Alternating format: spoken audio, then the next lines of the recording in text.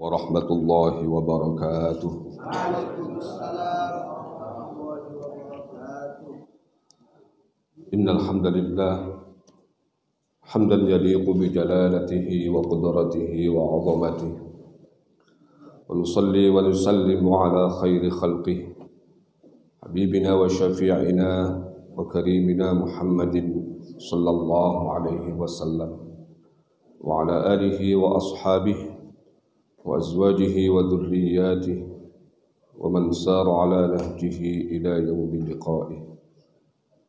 Rabbi shrah li sadri wa yassir li amri wahlul 'uqdatam min lisani yafqahu qawli, amma ba'du.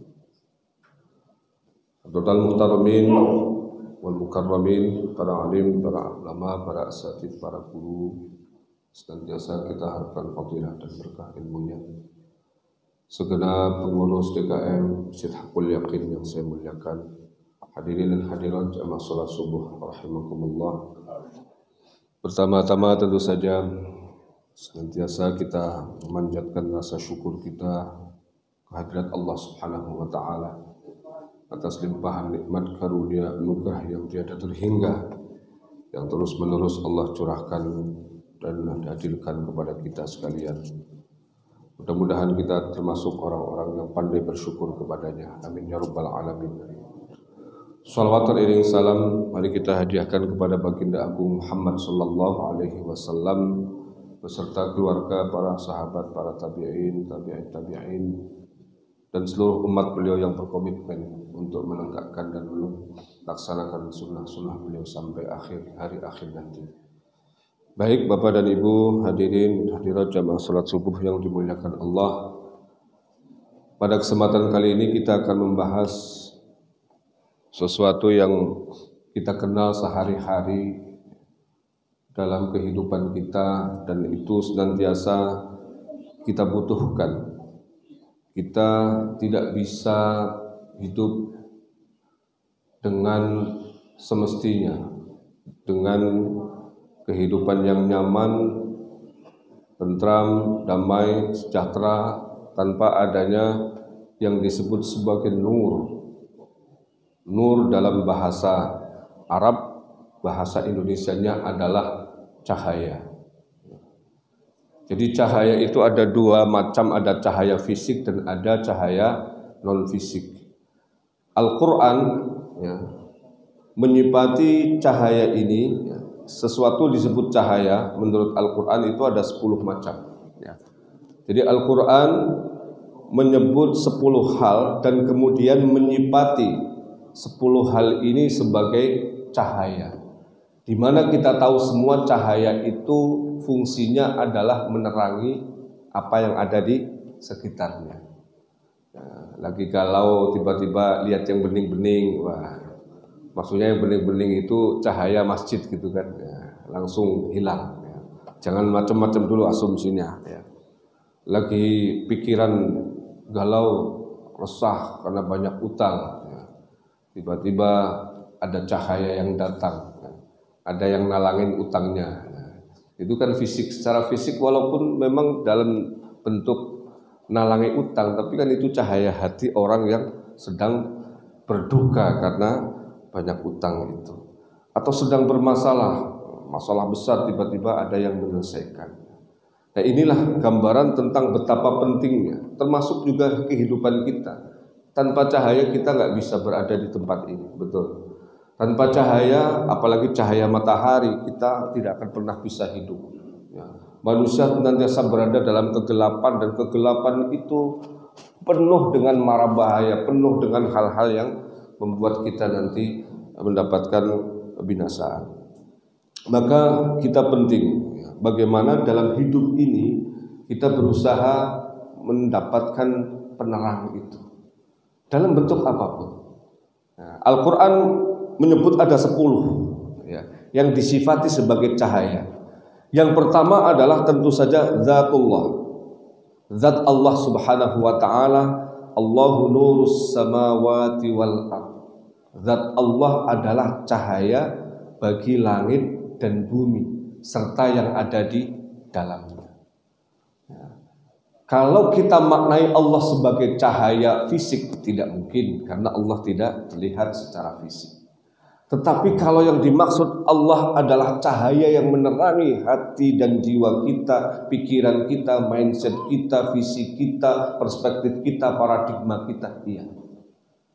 Maka siapapun orangnya yang menjadikan Allah sebagai cahaya hidupnya, maka orang ini adalah orang yang paling beruntung, orang yang paling berbahagia. Karena cahaya yang dia gunakan itu adalah inti daripada seluruh cahaya. Yang dia gunakan adalah cahaya dari segala cahaya. Dan ini tidak akan pernah ada matinya. Dia tidak akan pernah redup, apalagi padam. Ya, betul. Dunia mau krisis apapun, Pak. Indonesia krisis apapun, Allah nggak pernah krisis. Ya.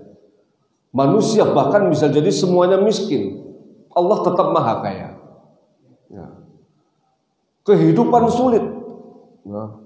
Ekonomi sulit, sistemnya tidak mendukung orang-orang kecil misalnya. Tapi kalau kita jadikan Allah sebagai pijakan dan jadikan sebagai cahaya yang menerangi hidup kita, pasti ada solusi. Sekarang saya mau nanya, sebenarnya problematika hidup itu, ya, itu pangkalnya dari mana sih? Apakah dari jumlah uang yang kita miliki? Atau bagaimana kita mensikapi uang itu? Atau bagaimana uang itu Allah berikan kemudian dalam kaitan dengan bagaimana mendistribusikan uang itu, Allah berikan jalan-jalan yang kemudian itu memudahkan kita. Kan sebenarnya intinya di situ. Jadi apa arti yang saya sampaikan? Bahwa kalau kita menjadikan istri kita sebagai cahaya kita, pasti suatu waktu kita akan kecewa. Kalau kita jadikan misalnya anak kita sebagai penerang hidup kita, anak juga kadang-kadang delodok sama orang tua kok. Orang Jawa bilang delodok itu kadang-kadang suka apa? Suka membangkang orang tua, bikin makan hati. Artinya kalau hati empela enak, ini artinya ya, sudah busuk ya, nggak dimasak dan sebagai amisnya minta ampun. Ya. Ini bahkan orang yang paling dekat dengan kita. Ya. Maka orang-orang yang komitmennya itu betul-betul lurus dan tegak lurus dengan Allah Subhanahu wa taala dalam hidupnya. Ya. Dan dia tidak akan pernah ya kecewa, dan dia tidak akan pernah menjadi orang-orang yang kalah, orang-orang yang menjadi pecundang. Ya. Ini yang jadi pecundang biasanya kalau orang sudah betul-betul ya semua ditambatkan hatinya ke dia. Tiba-tiba kemudian sudah dari kecil Pak, dari umur 10 tahun sudah didedekin, orang Jawa bilang itu didedekin, bahasa Indonesianya apa itu? Pokoknya sudah diincar 10 tahun Pak, ini bakalan bibit unggul ini. Cantiknya sudah kelihatan. Begitu usia 20 tahun diambil orang. Nah, akhirnya dia bersair. Rumah kecil genteng 1000. Rumah besar bagus rupanya. Masih kecil ditunggu-tunggu, sudah besar orang lain yang punya gitu kan. Aduh, ngenes gitu Pak. Dan itu dalam berbagai bidang seringkali, betul nggak? Seringkali kita sudah ngincar, ini pasti tender saya dapatkan. Tiba-tiba ditelikung oleh sahabatnya sendiri yang paling dekat. Kadang-kadang oleh sekretarisnya sendiri. Kadang-kadang oleh orang yang paling kita percayai. Betul. Nah karenanya kemudian ketika kita memahami itu, jangan sekali-sekali menjadi orang yang gampang ya, percaya ya, kepada makhluk. Ya. Dan ini sudah dinyatakan ya, dalam banyak hadis ya, bahwa ketika orang menjadikan makhluk sebagai sandaran, ya, maka dia seringkali menghadapi kegampangan dalam hidup, kekecewaan dalam hidup, keseluruhan dalam kehidupan. Tapi ketika kemudian menjadikan Allah sebagai landasan, itu kehidupan yang dijalani itu apapun bentuknya, apapun yang terjadi, itu pasti akan ringan. Seberat apapun masalahnya, Saya sering kali menceritakan ini ya, karena orang-orang sekarang itu ya, seolah-olah yang lebih dia percaya, yang lebih dia yakini akan membahagiakan hidupnya adalah bosnya, adalah atasannya, adalah relasi bisnisnya, adalah orang-orang yang berkomitmen serta loyal kepadanya. Nah, kalau kemudian ini dipelihara dan kemudian merasuk di dalam hati kita secara terus-menerus, maka pada akhirnya orang ini akan mengesampingkan sebenarnya sesuatu yang harusnya dia jadikan gantungan dalam hidup secara utuh dan komprehensif, yaitu Allah Subhanahu wa Ta'ala. Maka dalam kesempatan yang berbahagia ini ya, memang kelihatannya tauhid itu sederhana, Pak. Tapi kan saya menyampaikan juga 2 bulan yang lalu bahwa ketika kita menjadikan Allah ya, sebagai sesembahan kita, sebagai tempat kita bergantung, sebagai tempat kita mengadu, sebagai tempat di mana kita mencurahkan semua masalah kita, ya, itu orang ini adalah orang yang paling berbahagia di dunia. Dan bahkan ya, orang ini sekalipun bisa jadi amal-amalnya ya, itu tidak seistimewa orang lain, tapi orang ini ya, pasti akan menemukan hakikat daripada hidup itu. Itu yang paling penting, Pak. Karena seringkali kita ini ya mengatakan bahwa 1 menit ke depan itu kita bisa melakukan A. Dia tidak sadar ya, bahwa jangankan 1 menit, 1 detik ke depan itu sudah ada skenarionya dari Allah Subhanahu wa Ta'ala. Sehingga kemudian orang-orang yang berjalan di atas itu, dia pasti akan menjalannya dengan riang gembira. Karena apa? Dia meyakini betul bahwa Allah ketika menciptakan sesuatu, mengelola sesuatu, pasti akan melakukan yang terbaik. Sekalipun bisa jadi wujudnya secara fisik, saya seringkali mengatakan ini tidak baik sebagaimana anggapan manusia. Ada banyak sekali kejadian-kejadian, Pak, ya, di dalam dunia ya, kehidupan kita yang sederhana saja, yang kecil-kecil ya. Misalnya apa? Ada orang yang kecelakaan. Saya pernah sampaikan kalau nggak salah itu ada seorang nenek tua renta, hidupnya sengsara sendirian sebatang kara, tapi orang ini tidak pernah mengandalkan orang lain. Dia senantiasa berusaha untuk bisa survive dalam hidupnya sekalipun hanya sekedar untuk makan. Maka apa? Dia kemudian mengolah tahu ya, setiap harinya untuk dijual ke pasar. Nah, sayangnya rumahnya itu terpencil, Pak. Rumahnya terpencil jauh dari jalan raya ya, dan dia harus melewati pematang sawah.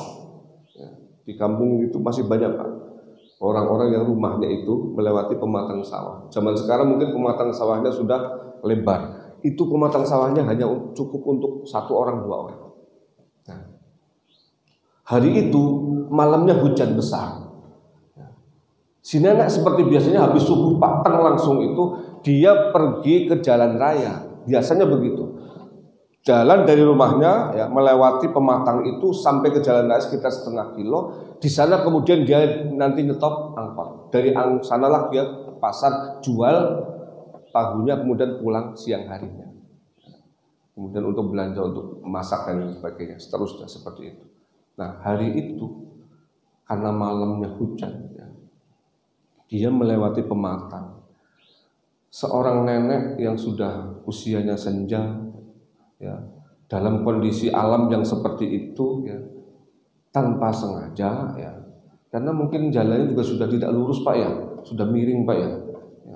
Udah miring, tidak lurus ya, kepleset.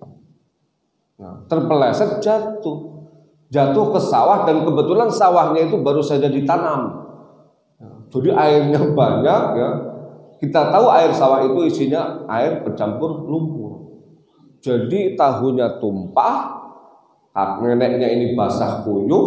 Nah, tidak ada tersisa satupun tahu yang bisa diselamatkan. Masuk semua ke lumpur itu. Sang nenek bangun sambil menangis dan kemudian menengadah ke langit, ya Allah, saya ini sudah tua ya Allah, sebatang kara lagi, dan saya masih tetap berusaha untuk tidak meminta-minta kepada siapapun, sehingga saya hidupnya dengan cara mandiri, berusaha bikin tahu untuk saya jual. Nah, tahunya ini masuk ke lumpur, tidak ada satupun yang bisa dijual. Terus saya nanti makan apa ya Allah? Mengapa engkau memperlakukan aku seperti ini? Jadi dia saat itu seolah-olah protes. Kenapa diperlakukan seperti ini? Sementara orang lain yang sehat, yang muda, yang duitnya banyak itu nggak ada yang celaka seperti saya. Jadi dia memperbandingkan dengan orang lain. Seringkali kan begitu.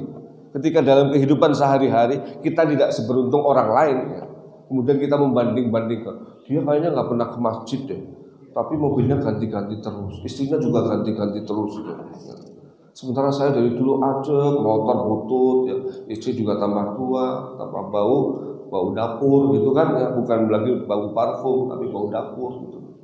Jadi ngeluh begitu. Nah, nenek ini seharian itu Pak, dari pagi sampai menjelang malam itu mengeluh terus dan kemudian mempertanyakan kenapa Allah memperlakukan dia seperti itu. Sampai kemudian di malam harinya habis isya sang nenek mau tidur, tiba-tiba ada orang teriak-teriak dari luar, "Nenek, assalamualaikum, ada tamu."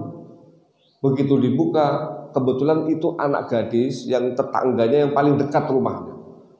Begitu dibuka pintunya, masih ada neneknya di situ, dipeluknya sang nenek sambil menangis.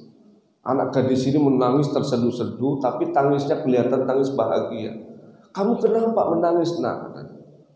"Ya Allah, nenek, alhamdulillah." "Alhamdulillah kenapa?"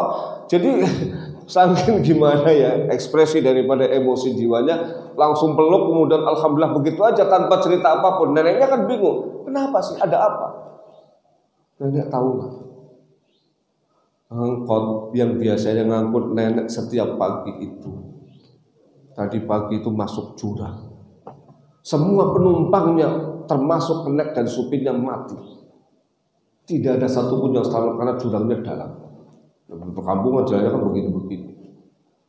Saya pikir nenek ada di situ. Mendengar anak gadis tetangganya menyampaikan itu, apa kemudian yang dilakukan si nenek? Langsung dia tersungkur sujud, ya, syukur kepada Allah, menyampaikan, "Ya Allah, terima kasih. Terima kasih ya Allah. Ternyata inilah rahasia di balik kecelakaan yang aku alami.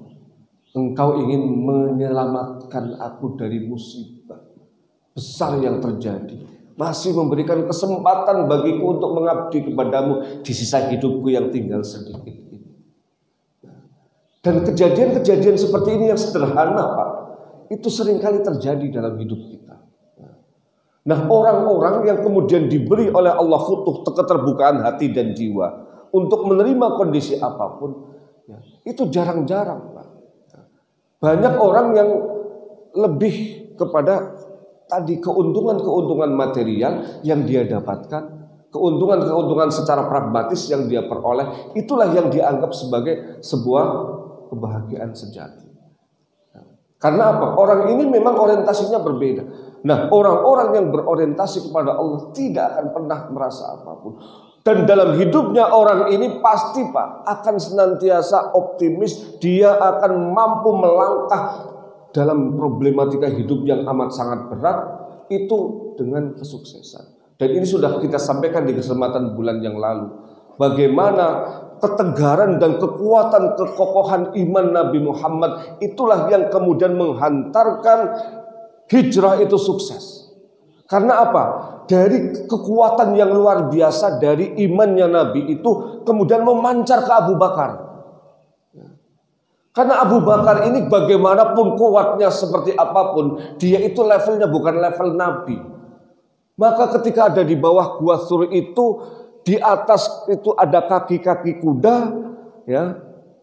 Dan seandainya mereka menengok saja ke bawah, itu pasti ditemukan. Saat itulah kemudian Abu Bakar takut, khawatir, jangan-jangan mereka bisa menangkap kita. Disitulah kemudian Nabi menunjukkan siapa jati diri beliau, dan kemudian yang hebat adalah dari situlah pasti akan menular, Pak. Ya. Orang-orang seperti ini, ya, itu pasti akan menular, paling tidak kepada keluarganya, kepada orang-orang dekatnya. Apa? Kata Nabi, la tahzan, innallaha ma'ana.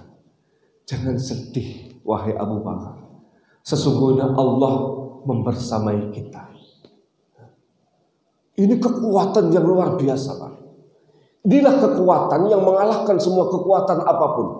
Ya. Yang pada akhirnya kemudian apa? Abu Bakar saat itulah kemudian tersadar bahwa dia bersama Rasulullah, manusia yang paling dicintai oleh Allah di muka bumi ini. Maka kemudian semangat optimisme itu pun kemudian terbangun dalam diri Abu Bakar. Baik, ini yang pertama. Masih banyak, Pak, ada 10 ya. Kita nanti akan beberapa saja. Yang kedua yang disebut sebagai cahaya adalah Ar-Rasul, Rasulullah sallallahu alaihi wasallam. Qad ja'akum minallahi nurun. Nur di sini dalam ayat ini, dalam Al-Maidah ayat 115 itu adalah Nabi Muhammad sallallahu alaihi wasallam. Jadi cahaya kita di dunia dan di akhirat itu adalah salah satunya setelah Allah adalah Nabi. Nabi kita adalah cahaya kita. Cahaya yang bisa kita jemput dalam kehidupan kita di dunia ini. Caranya dengan apa? Meneladani apa yang beliau lakukan, meneladani perilaku dan sikap beliau. Maka Rasulullah memang sudah meninggal, sudah wafat, tapi cahaya yang dipancarkan dari keteladanan beliau yang berusaha kita lakukan, itulah yang akan menghantarkan kita menemukannya. Maka saya kok masih percaya, Pak, kalau ada orang-orang tertentu misalnya bertemu dengan Nabi, bahkan berdialog dengan Nabi, bahkan bisa jadi seperti Imam Al-Ghazali itu diajari oleh Nabi. Karena Nabi memang tidak pernah meninggal, yang meninggal itu jasadnya, rohnya masih tetap ada, dan karenanya beliau tidak pernah bisa dipercontohkan atau ditiru oleh setan. Siapapun yang bertemu dalam mimpinya, hakikatnya dia bertemu dengan Rasulullah Sallallahu Alaihi Wasallam. Apalagi misalnya kita bercermin dari keteladanan beliau dalam menjalani kehidupan ini, kehidupan dalam bidang apapun, dalam hal yang sederhana saja, sehari-hari saja ya Pak. Rasulullah itu adalah sosok pemimpin yang humoris. Ini juga penting karena banyak orang sekarang kalau sudah jadi kiai itu jaimnya minta ampun. Kalau sudah jadi ustadz itu dengan jamaahnya itu seolah-olah dia punya jarak. Dia itu adalah syai'un, jamaah sesuatu, jamaahnya sesuatu yang lain. Rasulullah Shallallahu Alaihi Wasallam tidak seperti itu. Beliau itu bahkan bisa menjadi anak-anak pada kondisi tertentu. Seperti ketika beliau bercandaria dengan Aisyah. Beliau itu kalau dilihat oleh orang, perilaku Nabi kepada Aisyah, mungkin banyak orang-orang sekarang mempertanyakan sebenarnya Nabi Muhammad itu dalam arti psikologis itu waras apa enggak sih? Tapi beliau ingin tunjukkan, saya ini suami dan punya istri yang masih cindil, masih anak-anak itu. Maka bagaimana caranya seorang suami menyukai apa yang disukai oleh istrinya sekalipun dia sudah jauh daripada itu. Karena dari sisi umur amat sangat berjarak. Ini ajaran yang sangat luar biasa dan itu bisa diterapkan dimanapun, Pak. Bagaimana orang kalau cinta kepada orang yang lain, pihak yang lain, itu yang paling sulit adalah mencintai apa yang dicintai oleh orang yang dicintai itu. Betul nggak, Pak? Karena seringkali yang dicintai oleh orang yang kita cintai tidak kita sukai. Apalagi jenis kelaminnya beda. Betul, Pak? Suaminya suka bola, istrinya suka bunga. Main bola, bunganya patah. Itu berantemnya bisa 1 tahun, Pak. Akhirnya kalau satunya benci sama bola, satunya nggak suka bunga. Karena apa? Bunga menghalang-halangi hobinya. Nggak pernah ketemu, Pak. Nabi mengajarkan, beliau tuh lari-lari, yuk Aisyah balapan yuk siapa yang menang. Ayo kamu kalah, kadang-kadang Nabi menang, kadang Nabi kalah. Oh aku kalah, padahal ngalah, Pak. Dibikin seperti itu. Namanya muda'abah, mula'abah itu. bercanda-canda. Ya. Ya. Nah, itu kan kadang-kadang kita ini tidak belajar bagaimana mencintai apa yang dicintai oleh orang yang kita cintai. Itu sulit sekali, Pak. Saya belajar sampai sekarang juga kadang-kadang masih nggak bisa.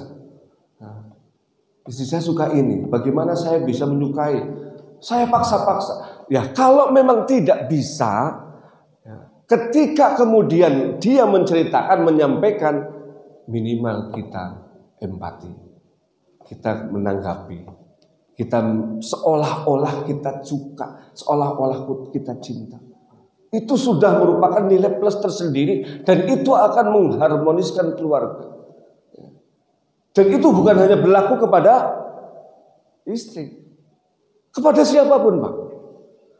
Jadi begini ya, orang yang paling sukses adalah orang yang mampu mengelola orang-orang yang tidak menyukainya. Itu orang yang paling hebat, Pak.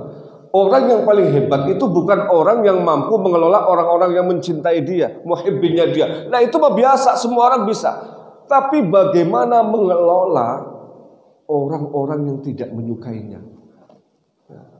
Dan itu yang dilakukan Nabi kan. Ya. Nabi itu kurang apa coba? Ya. Tapi cara beliau mengelola orang-orang yang tidak suka, ya, itu semuanya sukses. Ya. Nah kita ini kadang-kadang, Pak, ya, gagal ya pada saat berhadapan dengan orang yang tidak kita sukai dan orang itu apalagi mengkritik kita terus-menerus, ngerecoki kita terus-menerus. Itu pada akhirnya kemudian apa? Kita kalah dan kemudian memutus hubungan sampai di sini saja. Kita bukan lagi sesama muslim, padahal dia masih muslim. Silaturahim kita putus sampai di sekarang, padahal dia sendiri belum pernah memutuskan tali silaturahim. Dan kita sendiri yang keluar dari barisan itu.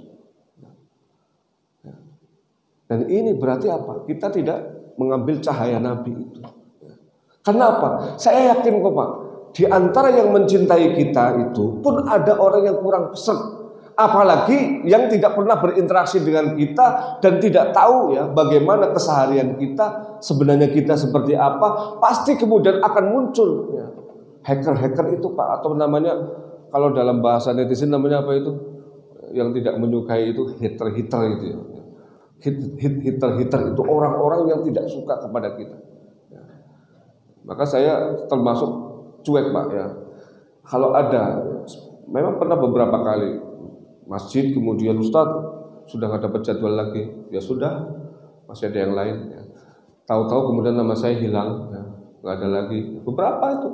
Dan saya salah satu mungkin ya, yang tidak pernah, mungkin mereka kurang suka. Bahkan ada yang terang-terangan, Ustaz, jamaah sini kurang suka dengan apa yang Ustaz sampaikan. Ya sudah, kalau nggak suka saya cari tempat yang lain yang mau sama saya. Selesai kan? Ya. Karena apa? Sulit, Pak, memuaskan semua pihak. Sulit untuk bisa membuat semua orang senang, semua orang suka. Nabi aja nggak bisa, apalagi kita. Ya, Nabi kurang apa? Pamannya sendiri, Abu Lahab, bahkan dengan istrinya berkolaborasi untuk mencelakakan Nabi. Itu paman beliau kan dari bapak ada 4, Pak, ya. Yang 2 iman, yaitu siapa? Hamzah, kemudian Abbas bin Abdul Muthalib. Itu dua-duanya iman.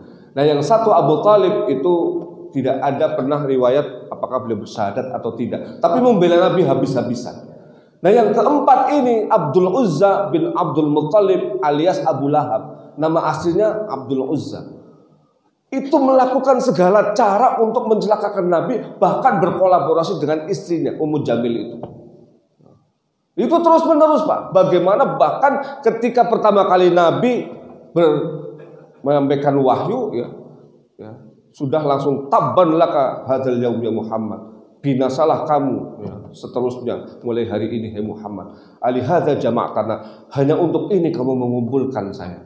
Maka kemudian Allah murka, akhirnya turun ayat tabbat yada abi lahabin wa tab.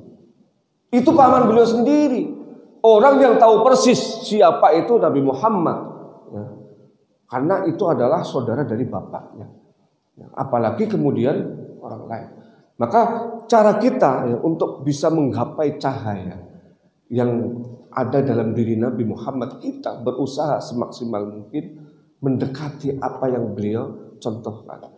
Salah satunya tadi, beliau itu tidak pernah sama sekali kehilangan asa kepada Allah Subhanahu wa taala dan seringkali membuka peluang ya untuk menerima apapun kondisi manusia yang ada di sekelilingnya, sekalipun manusia-manusia tadi begitu jahat kepadanya.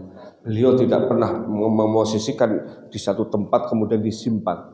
Saya pernah sampaikan kemarin, kenapa syarhus sadri, dada yang lapang itu yang pertama kali diminta oleh Nabi Musa, bukan wa yassirli amri. Yassirli amri itu yang kedua. Kenapa? Lapangkan dadaku baru mudahkan urusanku. Kira-kira kenapa, Pak? Kenapa lapang dada dulu baru mudah urusannya? Mengapa? Ya karena kalau mudah urusannya dipermudah, tapi yang memiliki masalah dadanya masih sempit. Perspektifnya, paradigmanya, semuanya masih belum beres. Ya, secara psikologis dia masih sakit.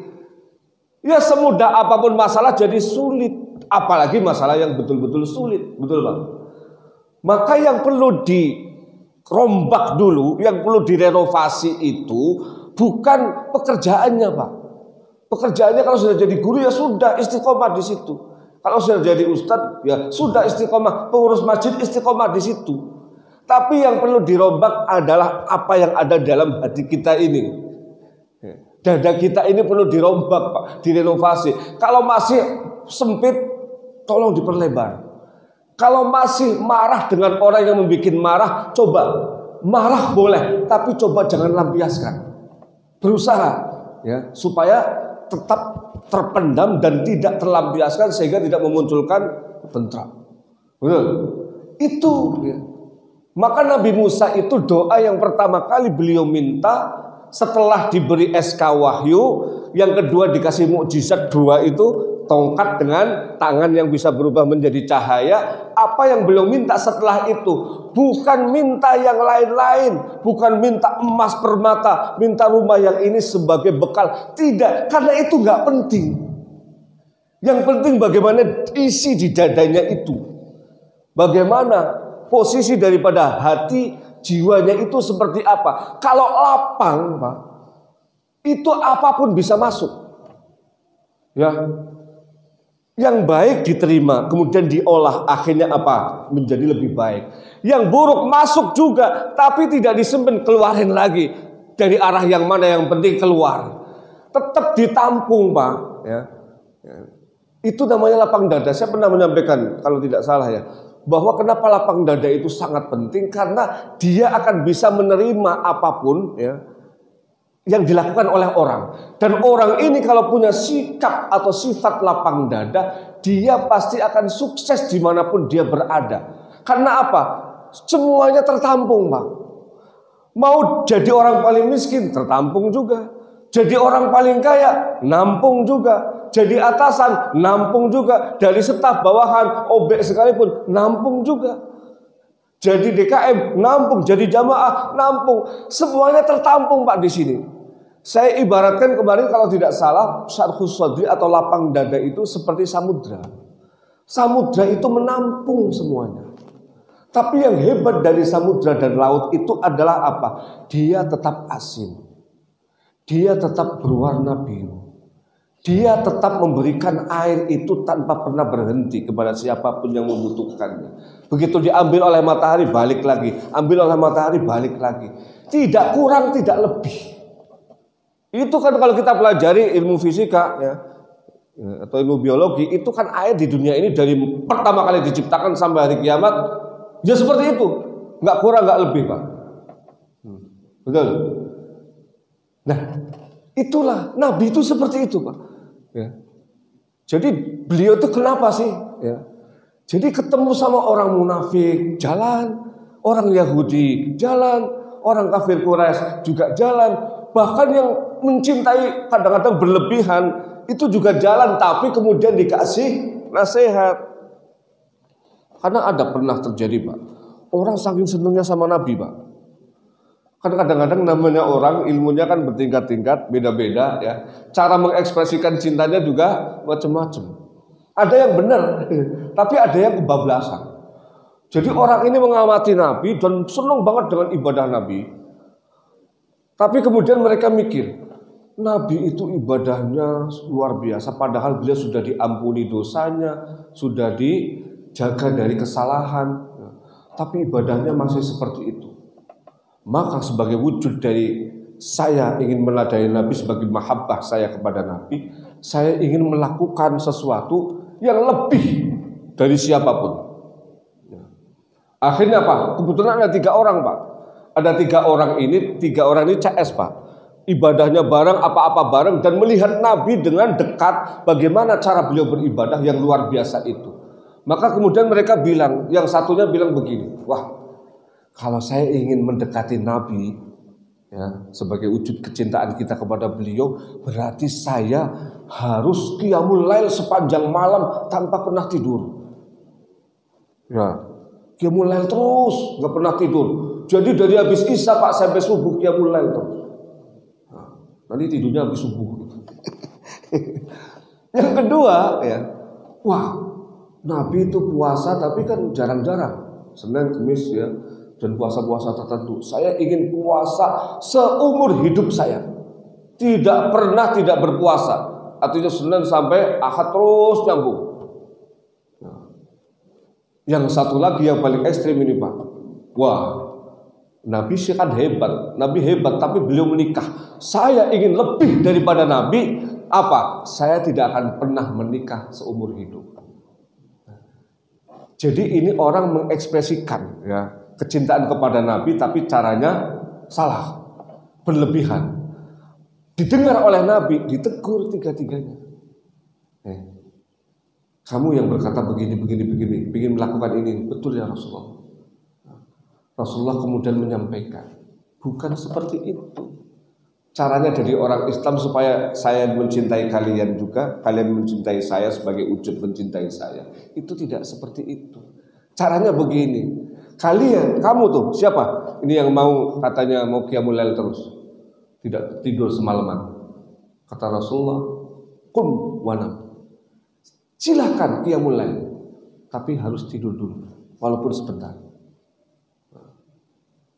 Itu Kiai Makhrus Amin ya, pesantren Darun Najah almarhumnya, pendiri pesantren Darun Najah Pusat itu pernah qiyamul lail jam 12 di depan Ka'bah itu dapat 200 rakaat Pak.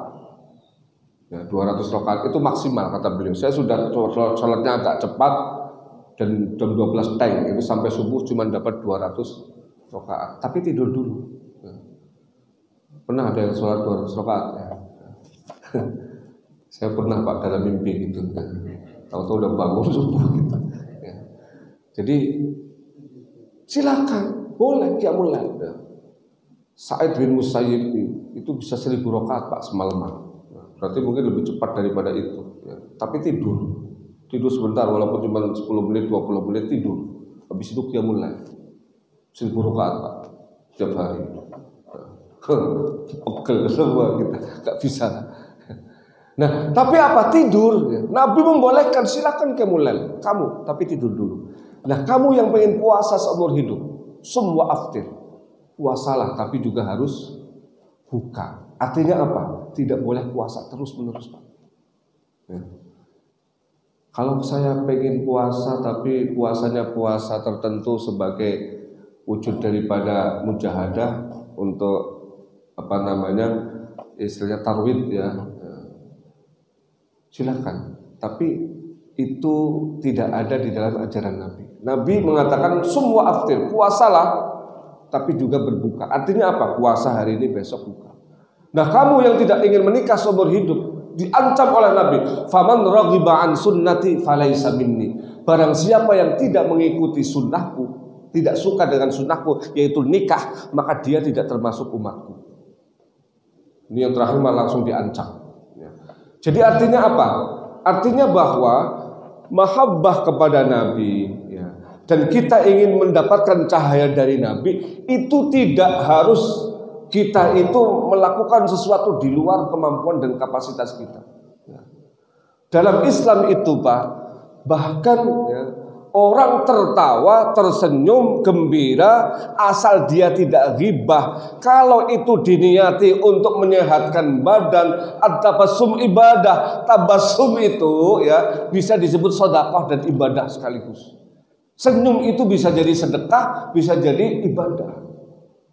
Lah, kalau lihat kiainya senyum, orang senyum, kita ketemu sama orang yang murah senyum, kira-kira seneng nggak kita yang lihat? Ketika orang lain senang kan itu idkhalus surur, itu ibadah. Bahkan hanya sekedar tersenyum saja. Ya. Jadi nggak perlu kita ini. Sampaikan untuk jadi wali itu harus puasa terus, nggak pernah nggak puasa. Harus qiyamul lail sepanjang malam. Untuk jadi wali nggak perlu seperti itu. Yang namanya wali orang yang dekat dengan Allah, ya itulah jadilah manusia seperti apa adanya. Hanya saja dalam kondisi-kondisi apapun itu arahkan, orientasikan kepadanya. Jadi wali itu, Pak. Saya akan pernah cerita dulu kan, ya. Bagaimana orang ya yang tadinya itu begitu mengerikan kejahatannya, itu kan saya pernah ceritakan, dan dia diusir berkali-kali sampai nggak punya tempat tinggal oleh Nabi Musa, diusir kan. Pada akhirnya dia apa? Terusir jauh dari tempat tinggal manusia, tinggal di sebuah gurun yang tidak pernah ditinggali oleh jangankan manusia, binatang saja tidak mau. Saking gersangnya, Pak. Sampai di sana dia sekarat. Ketika sekarat itulah kemudian apa yang dia lakukan. Ini padahal tadinya penjahat kelas bukan adalah kelas kakap. Saya pernah menyampaikan itu kelas bukan kakap. Kalau kakap kecil ya, Pak. Kelas paus, bunting, bengkak itu udah tumbuk-tumbuk dah. Saking wah mengerikannya ini. Dia bukan hanya penjahat tapi juga orang yang kejam dan sakti, sehingga nggak berani melawan siapapun yang bisa melawan Nabi Musa. Terusir dan kemudian berada di satu tempat. Ketika itulah dia sakit sekarat. Saat sekarat itulah kemudian dia diberi futuh, terbukaan hati dan jiwa untuk bertaubat kepada Allah. Saat itulah dia mendeklarasikan sesuatu yang kemudian ini yang menggetarkan langit, Pak. Jadi kalau pengen jadi wali, ini resepnya ini. Apa yang dia lakukan? Ketika itu kemudian dia menengadahkan tangannya ke langit. Ya Allah, saya di sini sekarat sendirian, gak ada siapapun. Ya. Manusia, jangankan manusia, binatang juga gak ada. Ya. Ya. Semua orang menjauhi saya. Semua pihak bahkan mengusir saya. Tidak ada satupun tempat di dunia ini yang bisa aku singgahi. Sambil menangis, ya Allah izinkan aku bertaubat kepadamu atas apa yang sudah aku lakukan selama ini. Dan inilah wujud daripada azab karena kelakuanku ini di dunia. Saya ikhlas dan saya ridho, ya Allah. Sendirian seperti ini, dalam keadaan sekarat seperti ini, tidak ada satupun yang melihat. Tapi aku yakin ya Allah bahwa Engkau melihatku. Aku ridho dan ikhlas. Saat itu dia katakan sambil menangis, aku ridho ya Allah, ikhlas dalam kondisi seperti ini. Diasingkan oleh semua makhlukmu, ditinggalkan oleh semuanya, diputus hubungan oleh semuanya. Saya ikhlas dan ridho ya Allah. Tapi ya Allah ya Tuhanku, jangan pernah Kau putuskan rahmat dan kasih sayangmu kepadamu. Sambil nangis. Saya kalau baca gini kadang-kadang ikut juga ya. Jangan putuskan kasih dan sayangmu dariku. Saat itu dia mendeklarasikan itu. Saya ridho dan ikhlas dalam kondisi kayak begini sendirian. Tidak ada satupun dalam keadaan sekarat mau mati. Ya. Tapi saya ingin tetap berada dalam genggaman rahmat-Mu. Ya. Jangan putuskan rahmat itu ya Allah. Inilah yang kemudian menggetarkan langit. Yang pada akhirnya kemudian apa? Allah itu karena ada hambanya yang taubat, caranya ekstrim kayak begini. Ini kan ekstrim sekali, Pak. Ya mungkin kalau dia nggak sekarat atau misalnya nggak diusir, ya kadang-kadang orang itu dibikin oleh Allah itu jadi orang baik. Cara Allah tuh macam-macam. Ya. Jadi karena kita nggak boleh suudzon sama orang dulu, Pak. Ini orang kelihatannya kelakuannya nggak jelas, tahu-tahu akhir kehidupannya dia jelas. Ya kan? Ini seperti penjahat ini kan nggak jelas kelakuannya sudah luar biasa ini. Tiba-tiba dengan cara Allah terusir. Di satu tempat yang tiada ada siapapun di situ. Nah, Allah kemudian apa? Saking demennya sama orang bertaubat dan mengatakan, aku ridho dan ikhlas putus hubungan dengan semua makhlukmu, tapi tidak ingin putus hubungan dengan rahmatmu. Itu langsung Pak, Allah kemudian berfirman, hei malaikat, bidadari, hulamul jannah, turun ke semuanya. Wujud ibunya, bapaknya, istrinya, dan anak-anaknya. Jadi itu diutus dari surga, ada yang dari langit, itu bentuk malaikat. Malaikat laki-lakinya kan dua, yang malaikatnya jadi bapaknya dan kemudian bidadarinya jadi istrinya, hulamul jannah jadi anak-anaknya, kemudian satu lagi bidadari jadi ibunya. Itu lengkap, bapak, ibunya kebetulan masih hidup, anaknya dan istrinya kumpul.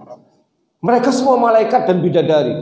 Orang ini nggak sadar bahwa itu adalah malaikat dan bidadari. Karena apa? Wujudnya, baunya, apanya sama persis. Dibuat oleh Allah seperti itu. Sebagai apa? Sebagai manifestasi dari rahmat Allah yang turun karena orang ini sudah berani seperti itu. Nah, jadi artinya apa Pak? Jadi wali kalau kayak begitu bisa Pak. Bukan berarti harus kita pergi ke tempat yang jauh, enggak. Ada di masjid bersama-sama orang lain, tapi hatinya tertadap sana. Ya. Ada di pasar sambil dagang, tapi senantiasa Allah membersamai saya harus jujur. Saya harus jaga mata yang cantik-cantik ke bening-bening, sekalipun datang, saya sudah punya istri misalnya. Ya. Jadi akhirnya apa? Turunlah itu. Ya. Dan ketika kemudian orang ini meninggal, beberapa saat setelah itu meninggal, karena sudah sekarat, tapi senyum. Karena apa? Dia meninggal dalam keadaan husnul khotimah, tersenyum. Nah, begitu semuanya malaikat dan bidadari sudah kembali ke tempatnya, Allah berfirman kepada Nabi Musa, hai Musa, datanglah ke satu tempat yang terasing dari manapun, tidak pernah ditinggali oleh siapapun, temui sosok jenazah. Urus jenazah itu sebaik-baiknya, karena dia adalah salah satu waliku, wali di antara wali-wali yang aku miliki, kekasih di antara kekasih-kekasih. Nabi Musa berangkat dengan beberapa orang. Sampai di sana kaget beliau. Akhirnya bertanya sama Allah, ya Allah, bukankah ini adalah penjahat yang paling kejam, yang paling keji, yang paling mengerikan, yang berkali-kali aku usir atas perintahmu? Artinya apa? Ini adalah orang yang paling kau murkai dalam kehidupan ini. Kok sekarang jadi wali, jadi kekasihmu? Ceritanya bagaimana? Nabi Musa kan istighrab, heran itu. Loh, kok tadinya diusir-usir begitu? Artinya kan Allah nggak ridho, ya. Kok sekarang malah menjadi kekasihnya Allah? Akhirnya Nabi Musa bertanya. Dijawab oleh Allah sebagaimana yang saya sampaikan tadi. Siapapun hambamu yang ridho dan ikhlas, putus hubungan dari semua makhlukku, dan dia senantiasa ingin menyambungkan hati dan jiwanya kepadaku, maka dia menjadi waliku. Dia menjadi wali, menjadi kekasih. Jadi artinya apa? Gak harus kok ya tahajudnya semalaman, puasanya terus-terusan ya, kemudian tasbihnya segede-gede dukuh gitu ya. Gak harus begitu Pak. Wah, harus kelihatannya di pojok terus begini-begini, enggak ya. Ya. Belum tentu yang seperti itu adalah wali. Ya. Nah, kita kan pernah ya dengar kisah-kisah Ibrahim bin Adham misalnya. Itu jadi orang gila Pak, pura-pura gila. Ya. Kenapa kemudian ditanya, Ibrahim, kenapa kamu jadi orang gila? Saya ingin menguji sejauh mana kekuatan daripada hati dan jiwa saya diolok-olok orang, ya, dikaplokin orang, pokoknya dihina-hina oleh orang, ya, dinista oleh orang. Saya masih kuat atau enggak? Gak pernah balas apa masih balas? Kalau saya masih balas berarti saya belum jadi wali. Tapi kalau saya gak balas ya, berarti sudah jadi wali Pak. Itu latihannya jadi orang gila Pak. Tapi jangan ditiru Pak ya, jangan ditiru ya. Nah ini ada juga seperti itu. Nah wali-wali Allah, kekasih Allah itu unik-unik. Itu saya dapat cerita di Khilyatul Aulia itu. Ada seorang wali Pak, kehidupannya di dunia suka banget sama sholat Pak. Suka banget sholat. Nah, Ketika dia diminta masuk surga, ya Allah di surga ada sholat nggak? Kalau nggak ada, saya mendingan nggak jadi gitu ya. Jadi saking senengnya sama sholat itu ya. Jadi pakai nanya di surga ada sholat nggak? Ya kata Allah, itu terserah, di surga tidak diwajibkan, tapi kamu mau sholat terserah. Oh itu hobi saya ya Allah, katanya. Saya nggak boleh ya. Kalau nggak boleh sholat, saya mendingan nggak usah kan masuk surga ya. Saya mendingan di tempat yang lain, yang penting bisa sholat ya. Ini karena wali itu Pak. Saya juga pernah cerita dari kiainya anak saya itu. Ada dua Pak. Ini beliau menganggap ini wali, suami istri wali. Tapi tolong jangan diingat, jangan ditiru. Karena wali kadang-kadang ada khariqul adahnya kan, ada di luar dari adat kebiasaan. Jadi suaminya itu apa Pak? Suaminya tukang sholat, istrinya tukang ngaji Quran sama ngajar. Jadi suaminya tukang sholat, tukang zikir. Istrinya tukang ngaji, tukang ngajar ngaji. Apa? Nggak punya anak karena nggak pernah satu kamar. Jadi masing-masing sibuk dengan urusannya. Satu sibuk dengan sholat, dengan zikir. Satu sibuk dengan ngaji dan ngajar ngaji. Tapi kata beliau, sampai meninggal dua-duanya nggak cerai gitu. Nggak bisa, nggak cerai. Artinya apa? Meninggal dua-duanya masih suami istri. Saya kemudian garuk-garuk kepala ya.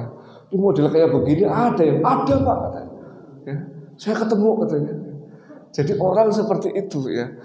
Ya ini khariqul adah benar-benar. Tapi yang saya sampaikan ini kan ya sila agak lucu-lucuan dikit lah, nggak apa-apa untuk hiburan kita. Tapi maksud saya bahwa untuk bisa menjadi orang yang dekat dengan Allah ya, itu ya tadi itu ya tidak harus seperti yang 3 orang tadi itu. Ini cara Nabi loh Pak. Cara Nabi untuk mengajarkan kepada umatnya bagaimana menjadi orang yang mendapatkan cahaya beliau. Nah waktunya sudah. Satu lagi mungkin Al-Quran yang terakhir Pak. Apa yang disebut nur oleh Al-Quran, cahaya adalah oleh Al-Quran. Al-Quran itu sendiri. Wattaba'un nural ladzi unzila ma'a. Jadi ikutilah nur yang diturunkan bersamanya, bersama Nabi. Itu adalah Al-Quran. Nah seringkali cahaya Al-Quran itu tidak terlihat Pak. Tidak tampak. Kenapa? Al-Quran itu hudal linnas, tapi juga hudal lil muttaqin. Nah, mengapa Pak? Karena kita tidak pernah meminumnya, merasakannya. Bismillahirrahmanirrahim. Al-Quran itu hudal linnas Pak. Sama seperti teh ini. Teh ini disukai semua orang. Tapi untuk bisa merasakan ya, nikmatnya teh ini harus minum. Betul. Bapak merasakan enggak? Enggak kan? Lihat aja kan? Berarti tidak mendapatkan hudal lil muttaqin. Makanya ada hudal linnas itu dari luar Pak.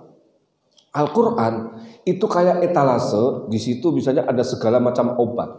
Tapi kalau kita nggak beli, kita nggak minum, tidak akan merasakan cahayanya. Ya.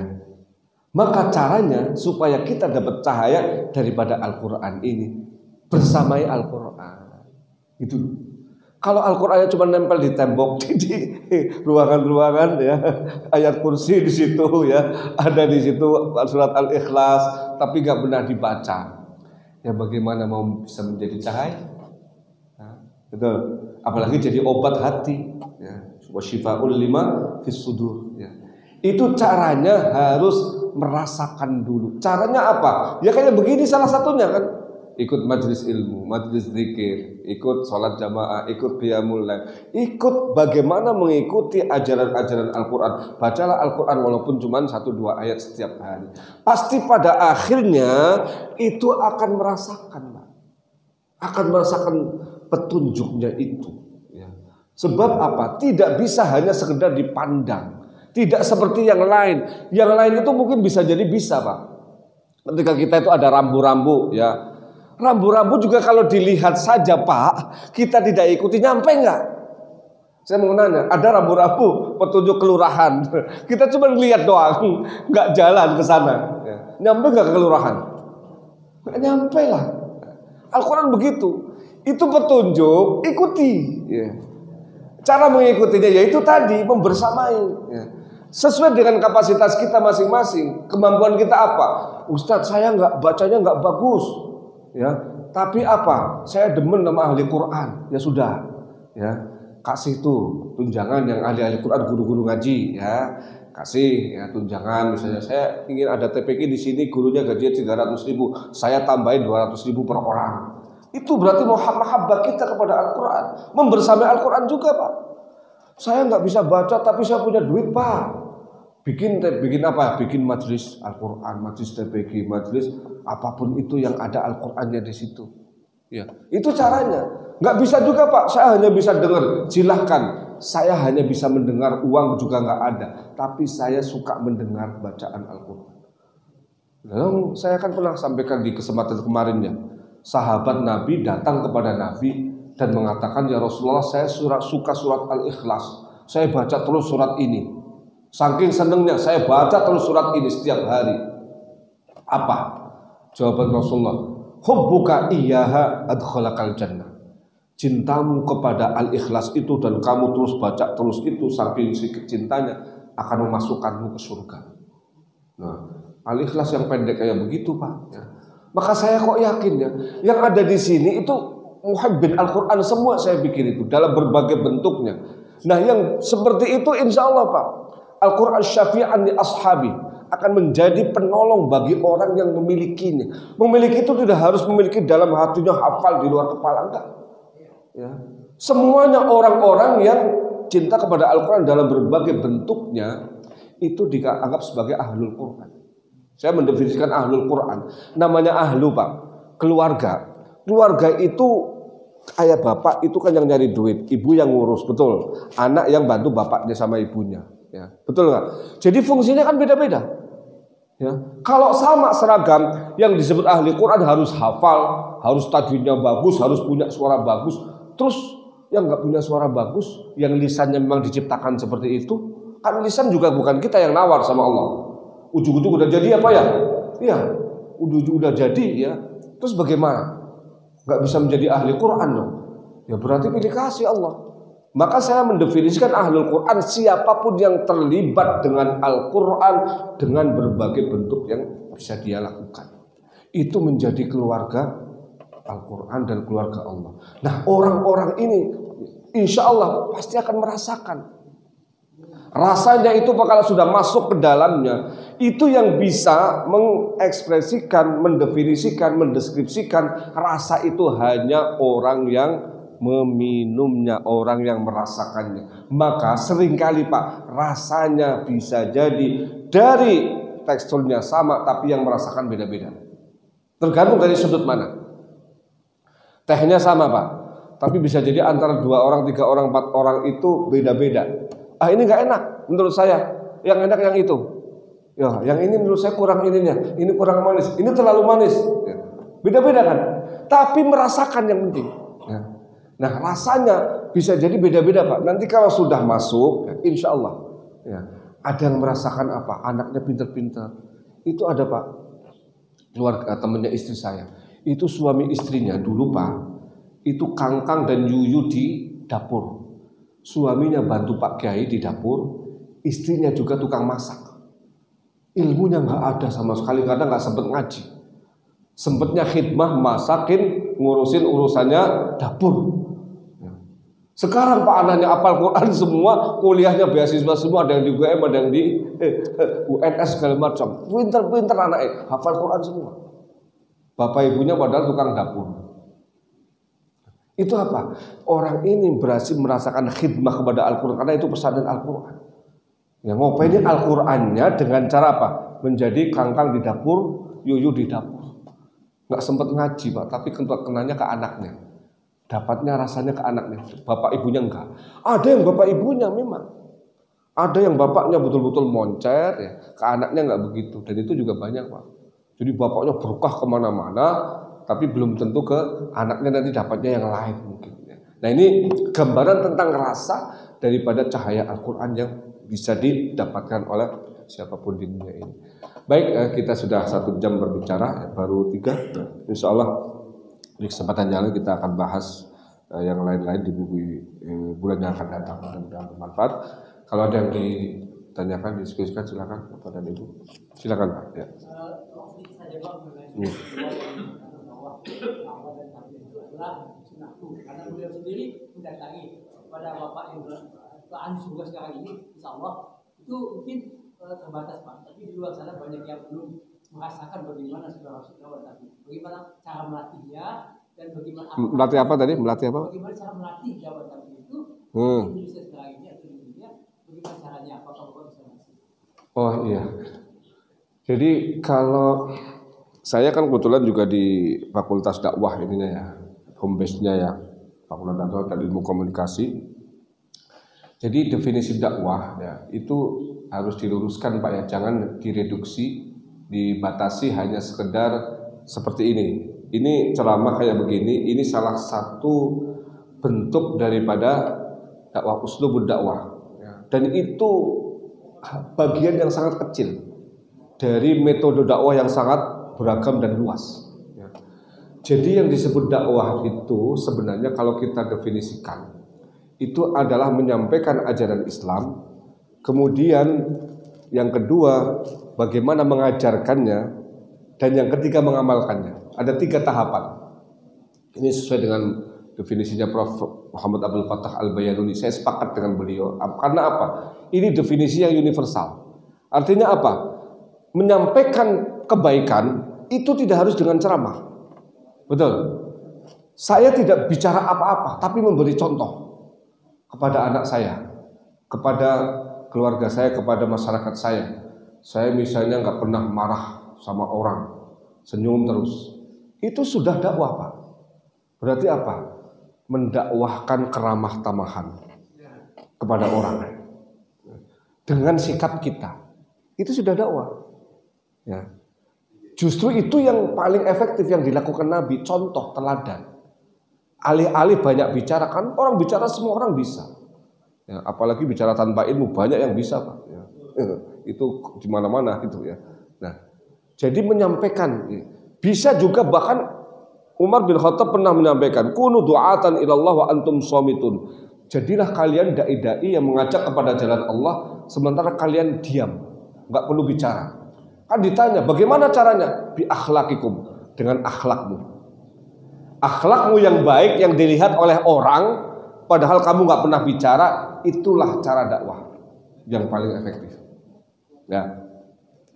Ada juga dakwah tidak harus dalam bentuk ucapan, tapi perbuatan langsung. Namanya dakwah bil hal. Apa? Bangun masjid, beramai-ramai ngurus masjid, itu dakwah loh Pak. Dakwah bil hal.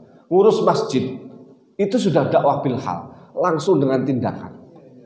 Bikin sekolah, bikin majelis taklim, bikin TPQ, itu dakwah bil hal. Bantu anak-anak yatim, orang-orang duafa, itu juga sudah dakwah bil hal namanya, dengan perbuatan nyata. Itu juga dakwah yang paling efektif. Jadi ada dakwah bil hal itu bentuknya banyak sekali. Sehingga kalau kemudian membatasi dakwah itu hanya sekedar orasi, ucapan verbal, ya salah, keliru, ya. Karena banyak sekali cara. Jadi Bapak tadi pertanyaan tadi, kalau nggak bisa ceramah, jangan paksakan ceramah. Bisanya apa? Dia bisanya bersih-bersih masjid, suruh bersih-bersih. Ini misalnya ada di kelompok jamaah tabligh ya, ada yang nggak bisa ceramah, tolong jangan suruh maju, ya. Itu bikin jamaahnya kabur gitu, ya. Jadi dia bisanya apa? Oh, saya bisanya ngurusin listrik masjid yang rusak. Itu tugasnya. Jangan suruh ceramah, ya. Apalagi misalnya baca kitab dia mondok aja nggak pernah. Suruh baca kitab walaupun ada harokatnya, akhirnya salah-salah. Di situ ada kiainya yang dengar, ada ulamanya di tempat itu. Ya, itu bisa jadi masalah, Pak. Ya, yang kayak begitu suruh apa? Sesuai keahliannya. Dia misalnya bisanya ilmu matematika, tapi matematika dikaitkan dengan bagaimana Allah itu sebenarnya ya, dari sisi matematika itu pasti nyambung. Karena apa? Yang satu itu selain satu itu adalah cabang daripada satu. Itu sudah matematikanya Ibnu Sina. Ibnu Sina mengatakan matematika ya, dan matematikanya dikaitkan dengan tauhid gitu. Karena yang lain itu adalah cabang daripada satu. Yang satu itu adalah akarnya. Ya kan? Itu sudah matematika. Bisanya matematika, sampaikan. Ya. Jadi karenanya di beberapa masjid itu Pak, masjid-masjid di kota-kota termasuk di Bintaro itu, kajian-kajian ini hanya kajian agama. Ada kajian medis tapi di dalam pendekatan Islam. ada kajian arsitektur dalam Islam, itu bagus Pak. Jadi jangan kemudian membatasi ya pergerakan dan kegiatan dakwah itu hanya untuk ceramah-ceramah seperti ini. Ini bagian-bagian yang sangat kecil dari kegiatan dakwah yang sangat kompleks. Seperti yang dilakukan Nabi. Nabi itu ya dakwahnya beliau ahli bicara enggak? Bukan, beliau bukan orator. Tapi beliau adalah orang yang ahli melakukan sesuatu, memberi contoh. Ya, langsung di lapangan ya, kerja nyata gitu loh. Nah, buktinya apa? Efektif 22 tahun mengislamkan seluruh jazirah Arab. Nah, kita ini banyak Pak sekarang ini orang-orang yang ahli bicara, tapi sedikit yang ahli melaksanakan. Ya, jadi karenanya kebalik Pak. Tapi memang bukan berarti yang bicara juga nggak penting. Penting juga ada ahli bicara, tapi jangan semuanya bicara Pak. Nanti kalau semuanya bicara, apalagi bukan ahlinya, itu akan menyesatkan dulu wa adallu kata Nabi. Nanti akan ada orang bodoh-bodoh, nggak bisa, ilmunya nggak ada, cuman bisa ngomong doang, bikin fatwa, akhirnya sesat dan menyesatkan orang. Nah, ini yang bahayakan di situ. Maka kalau dari pertanyaan yang saya jawab agak panjang karena supaya paham Bapak dan Ibu ya, kebetulan memang kita di fakultas yang memang bicara seperti itu. Jadi karenanya kemudian pergerakan dakwah itu harus simultan. Simultan artinya apa? Semua pihak itu bergerak. Bagian-bagian yang punya uang, ya perusahaan-perusahaan CSR apa, arahkan juga supaya apa? Ustadz-ustadznya juga sejahtera. Yang di pinggir-pinggir tempat-tempat asing itu harus ada, yang tempat-tempat terjauh dan terdalam. Ya siapa yang membiayai? Ya CSR, perusahaan-perusahaan besar itu yang komitmen kepada agamanya kuat. Jadi semuanya bisa berkolaborasi. Ahli hukumnya bagaimana melindungi ustadz-ustadz supaya tidak dikriminalisasi gitu loh misalnya. Kan ada juga yang tidak disukai kemudian dikriminalisasi ya kan. Ya. Nah ini ahli hukumnya ngumpul. Ini kita advokat muslim. Tugasnya salah satunya melindungi agama, termasuk melindungi orang-orang yang bergerak di bidang agama. Jadi kalau semuanya bergerak bareng Pak, ya insya Allah ya dakwah itu akan lebih efektif. Ya. Nah ini memang bicaranya mudah. Teorinya memang mudah, tapi praktiknya memang di Indonesia saya lihat masih sebagian-sebagian aja. Mungkin ada beberapa masjid yang sudah berdaya dan menggerakkan semua pihak, tapi sebagian yang lain masih terbatas bidang-bidang tertentu. Sehingga kadang-kadang pergerakannya adalah parsial, sepotong-sepotong tidak utuh, dan karenanya dakwahnya seringkali belum tuntas. Bukan berarti nggak berhasil, tapi belum tuntas. Ya mudah-mudahan dari pertanyaan ini dan bagaimana mungkin Masjid Hakul Yakin juga punya proyeksi ke depan ya, bagaimana misalnya mensejahterakan masyarakat sekitar, misalnya kayak sini ya, mana daerah-daerah yang kumuh di sini kemudian dicoba seperti di Masjid Raya Bintaro Sektor 9 itu ada 1.000 berapa UMKM Pak, dan itu bergerak dari 5 juta per UMKM, masyarakat miskin di sekitarnya itu ya, kemudian dibantu dengan uang 5 juta dan 10 juta tanpa bunga ya. Tapi kata pengurusnya tidak ada satupun yang nunggak. Jadi mereka itu bayarnya tertib Pak. Sehingga asetnya hampir 20 miliar sekarang dari UMKM yang bergerak itu. Dan itu orang-orang sekitarnya yang memang membutuhkan. Nah misalnya kalau seperti itu menurut saya dakwah bil hal namanya. Dan itu dakwah yang sangat membantu. Karena apa? Orang bagaimana Allahu Akbar tenang kalau dapurnya masih kosong ya. Tapi kalau dapurnya jelas ada isinya, pasti Allah Akbarnya, kalau di sini kok bisa 1 jam berarti dapurnya ada isinya itu, tenang gitu kan. Tapi yang masih kosong buru-buru gitu kan, habis subuh pengen nyari duit gitu kan. Jadi akhirnya nggak sempat ngaji ya, nggak sempat pikir. Baik barangkali ya sudah hampir jam 6:30 kita tutup dengan doa. Allahumma shalli wa sallim ala sayyidina Muhammad walhamdulillahirabbil alamin. Allahumma ij'al jam'ana hadza jam'an marhuma, farquna ba'dahu farqan ma'suma, wa la taj'al fina wa la minna syaqiyyan wa la mahruma. Allahumma arzuqna 'ilman nafi'a, qalban khashi'a, wa lisanan dzakira, wa yaqinan shadiqa, wa rizqan wasi'an mubarakan, wa 'amalan shalihan mutaqabbalan. Allahumma inna na'udzubika min 'ilmin la yanfa', wa min 'ainin la tadfa', wa min nafsin la tashba', wa min du'a'in la yusma'. Allahumma istajib du'a'ana wa shfi mardana wa arham mautana, wa la tukhayyib fika raja'ana, akhtim bil baqiyatis salihati a'malana. Rabbana atina fid dunya hasanah wa fil akhirati hasanah wa qina 'adzaban nar. Alhamdulillahirabbil alamin. Kurang lebihnya mohon maaf. Allahumma fadlan wa barik. Assalamualaikum warahmatullahi wabarakatuh.